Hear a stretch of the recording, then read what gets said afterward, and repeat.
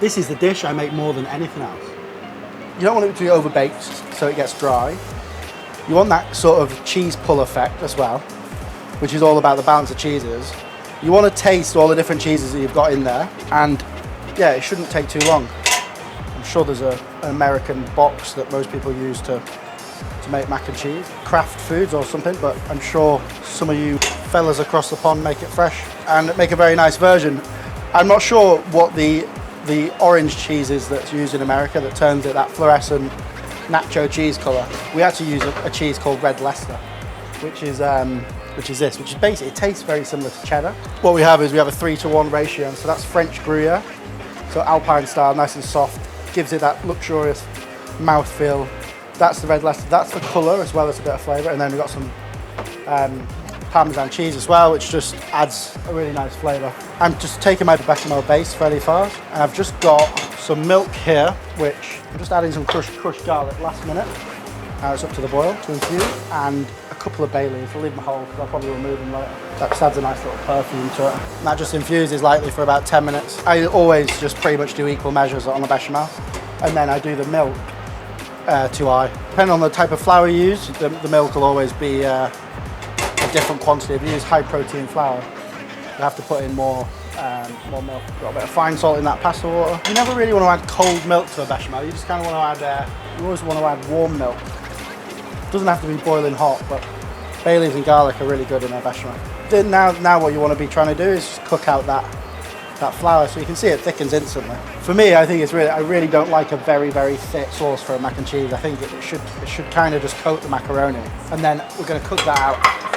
So that'll now just lightly cook out on the stove. Turn it down nice and low so it doesn't catch on the bottom. And you want to keep working it, make it really nice and glossy.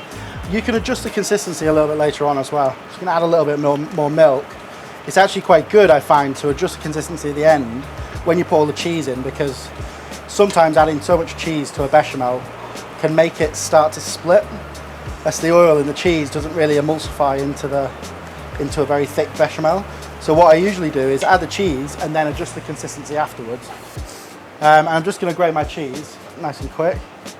Obviously I've got a really easy robo-cook to do this, but you probably have to do it by hand. One of the perks. So Gruyère,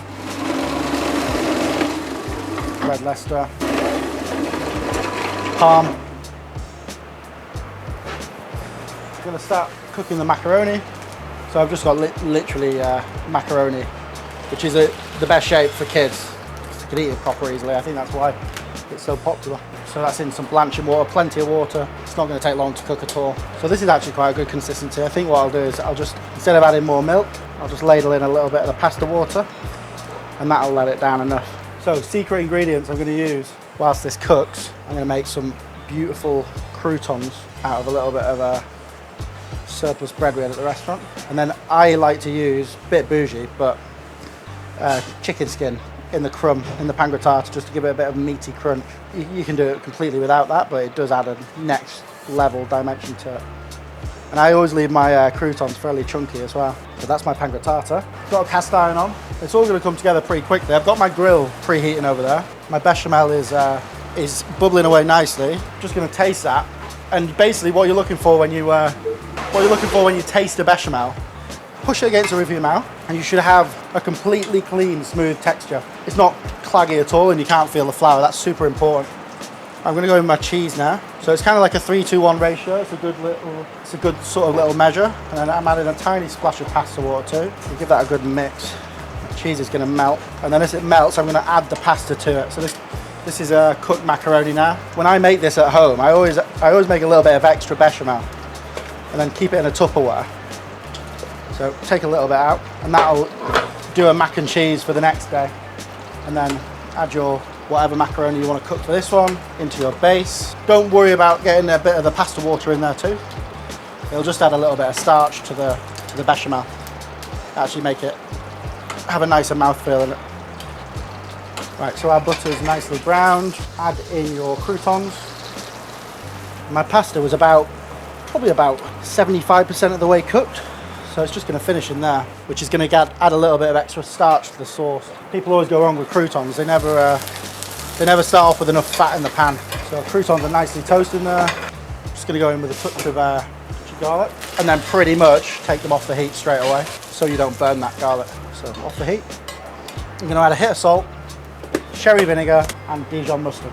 So always add this at the end because acidity will cook out if you continue to cook it. Good hit of Dijon mustard is my absolute favourite, sort of rounds the whole thing off. And then last thing, I just tear a little bit of mozzarella into there. This is just before you serve it. So it's 4 different cheeses: Parmesan, Gruyère for luxury, Parmesan for flavour, Red Leicester for colour, and then, let's be honest, everyone loves a dirty cheese pull with a mac and cheese, so you've got some mozzarella in there as well. And then, as soon as you add the mozzarella, take it off the heat.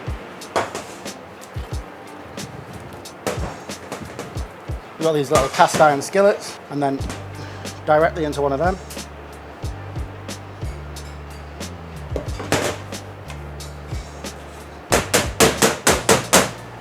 Whack it under the grill. I got this cooked chicken skin, which we use at our chicken shop. This is just baked in the oven at 160 between a couple of sheets, but you can literally just whack it directly in the oven, just breaking it into the croutons. That's just going to add a beautiful flavour to it. And to this, I'm just going to add some chopped chives, just for a little bit of colour. That comes out from under the grill, and then on top with our nice chunky chicken skin pan grattata. That's the mac and cheese.